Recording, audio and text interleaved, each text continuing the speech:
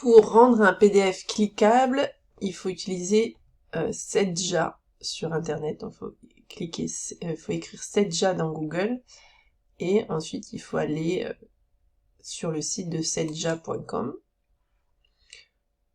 Il faut aller chercher Edit PDF Document, ensuite télécharger le fichier PDF. Donc par exemple, si on veut rendre cliquables les questionnaires de la compétence 3, il faut aller l'ouvrir dans le Seja.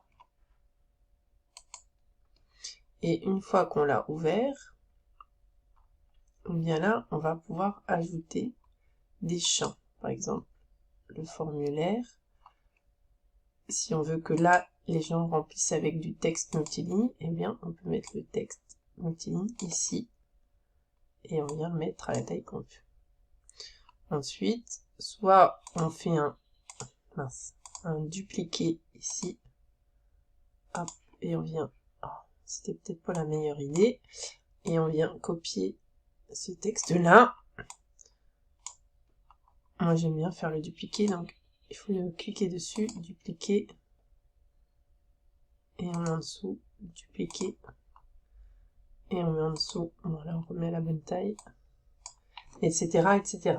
Donc à chaque fois qu'on veut mettre du texte, soit on duplique par un truc qui existe déjà, soit on va chercher dans formulaire et on cherche texte multiligne. Il faut pas prendre texte simple parce que c'est qu'une ligne de texte, ça c'est quand on veut une réponse courte. Le texte multiligne, bah, comme son nom l'indique, c'est parce que les gens peuvent écrire plusieurs lignes dedans. Du coup, le texte multiligne, si on en met un, par exemple ici, et ben on peut régler plein de choses quand on clique dessus. Ah. Ben on peut régler la taille de la police si on veut qu'ils puissent en écrire plus. On peut diminuer la police et comme ça ils pourront écrire plus de lignes. On peut changer la couleur si on veut qu'ils écrivent en violet dedans, j'en sais rien. Voilà. Et ensuite, bon bah là il faudra mettre du texte multiligne partout. Et ici, par exemple, il faut choisir. Bon, c'est des checkbox. La différence entre checkbox et bouton radio, c'est que checkbox, plusieurs réponses sont possibles, alors que bouton radio, une seule réponse est possible. Donc moi, j'utilise tout le temps les checkbox. Et là, bah, la personne, elle va pouvoir venir cliquer après sur son checkbox.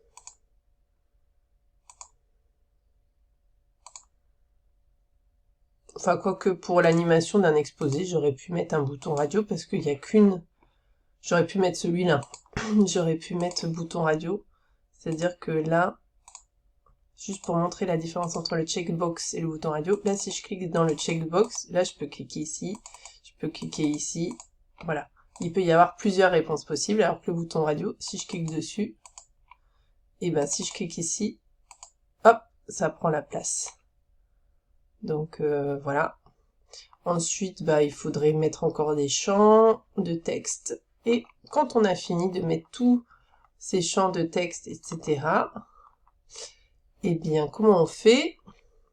Eh bien, il faut aller tout en bas, il faut cliquer sur le bouton qui est appliquer les changements. Le bouton vert là qui est en bas, appliquer les changements. Hop. Et ensuite, il faut cliquer sur télécharger.